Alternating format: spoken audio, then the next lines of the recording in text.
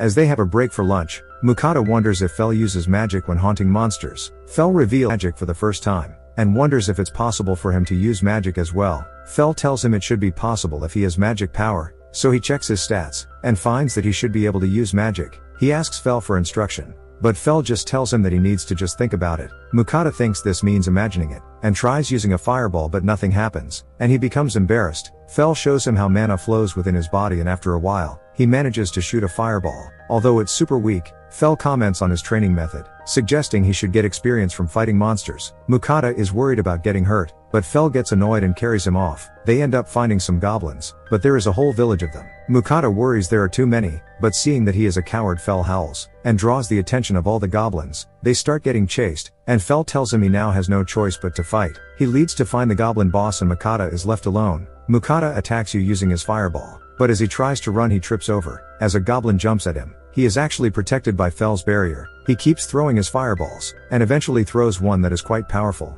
He collapses after using all his mana, but Fel reappears to finish things up. When he wakes up he has trauma from the experience, but Fel says he should thank him for helping him use magic and even sense that he has leveled up. When Mokata checks, he finds he has even gained the fire magic skill. As a congratulations, Fel brought the Goblin King. Although it's not edible, he brought it back because it contains a magic stone. Seeing his magic stones can be traded for a lot of money, Fel thinks he should be rewarded with another feast, especially wanting the walking stick again. But Mukata refuses the request. Mukata is dizzy from the lack of mana, so he decides to just buy some food instead of cooking. It's an assortment of sweetbreads, but Fel wants to have meat instead. Mukata insists that he is too exhausted, so Fel sells for the bread. Despite not being meat, he finds it to be good, and even asks for more. Mukata tells him if he eats too many sweets he could get cavities or diabetes, but Fel tells him that is impossible. Since he is blessed by the wind goddess, he is immune to any sickness and other ailments. Fel gloats about being blessed, and Mukata thinks it's since he is already so strong. Mukata begs to be blessed as well, and we see that the goddess seems to be watching.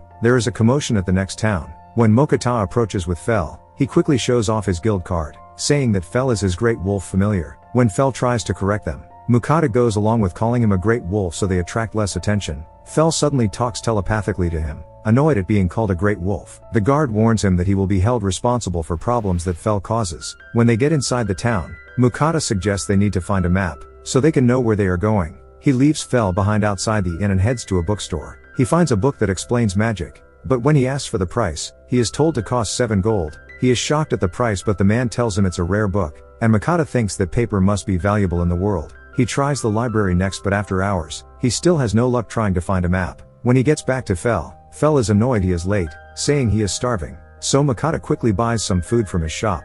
Fel is blown away by the fried pork, but when Mukata makes his own dinner, Fel can't help himself and demands to have some of it as well. The next day, Mukata visits a tavern. There are a bunch of rowdy adventurers, and Mokata approaches a group to ask questions. He orders a round of drinks for the table and they happily talk to him. They tell him about the different kingdoms, and when he mentions that he doesn't have a map, the men reveal that they have a map that was passed down by an older adventurer. They show it to him, and say that since they have already memorized it, they offer to sell it to him for 1 gold. Mukata agrees to buying it and they part ways. After the men have left, the other adventurers laugh at him, revealing that he got scammed, because the map is just a common item that can be bought for 1 silver at the guild. Fel comforts him, saying they will make more money, and Mukata decides to head east to the country next to the sea, but Fel is more interested in the seafood they'll get to eat. Meanwhile, the wind goddess Memory watches over Fel, and she is curious about Mukata, who managed to form a contract with him. Seeing all the sweets they're eating, she wishes to have a taste of them for herself, but she knows she can't just intervene in the world. However, the thought of it is just too much and it drives her mad. The pair go flying through the forest until Fel comes to a stop.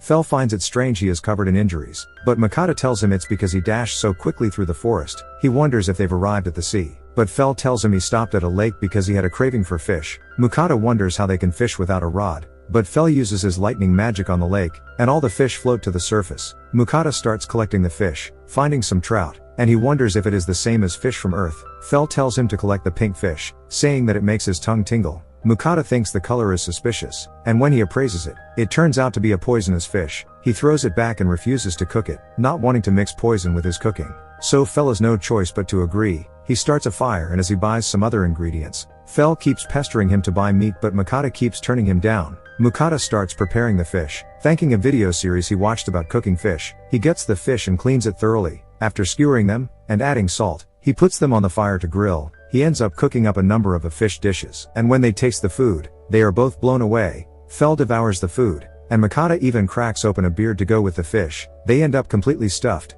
Mukata becomes startled when he suddenly runs into a blue slime. Fel tells him not to be scared since it's very weak. Mukata pokes it, feeling that it is kind of like jelly, and the slime high-fives him. He checks out its stats and it's super weak. Having only been born 3 days ago, it bobs up and down, and Mukata wonders if it's hungry, but he is all out of food. The slime ends up eating a bottle, and Fel says that slimes can even eat rocks. It starts eating other trash, but when it grabs the frying pan, Mukata quickly stops it. But in the end, Mukata is happy that it could eat all his trash, and the slime seems happy to be praised. He starts petting it, and Fel tells him it has become his familiar. Mukata is confused because he didn't make a contract. Fel says that just accepting its feelings was enough, and when he checks his status it has become his familiar. Fel tells him to name it, and Mukata ends up calling it Su. A few days later, Mukata starts trying to learn earth magic, but he struggles to shoot even a pebble. Fel suggests that he needs some more hands-on experience, but Mukata is still traumatized from being chased by the goblins, and absolutely refuses. Mukata takes a break, and Suai tries to eat his bottle.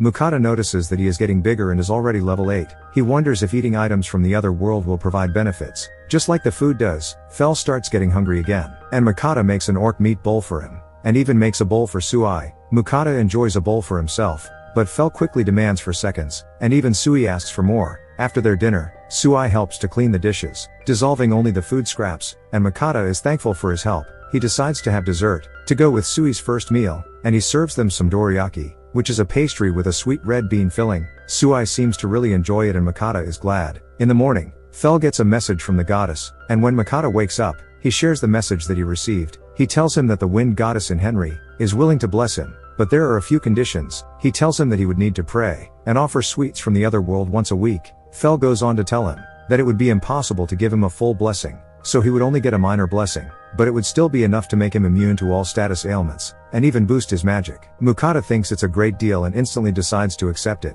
He wonders how he can pray and make his offerings, but Fel tells him he can use anything as an altar, either a rock on the ground, as long as his feelings are conveyed. For the first offering, Fel tells him that she wants the dorayaki, as well as some cream and melon breads. Mukata can't believe she is demanding specific items, but ends up preparing them and offering them to the goddess. The items vanish, and he receives the blessing. Meanwhile, Henry gets hold of the sweets, and she can't believe just how soft and sweet it tastes. She quickly devours it and becomes sad when it's finished. She tries some coffee that Mukata sent, and she finds its bitterness pairs perfectly with the sweets. She reaches for the other sweets, but thinks she should savor them. But in the end she can't control herself and just devours them both. Back with Mukata's training, he is able to shoot a larger stone, with much more speed and force. Thanks to his blessing, Suai has also leveled up to level 13, and Mukata wonders if it will be able to evolve eventually. He keeps practicing, but gets tired when he runs out of mana. He has some chocolate to help him recover, and he even gives some to Suai. He waits for Fel, who seemed to have gone to investigate something, but when he returns, he notices that they were eating without him.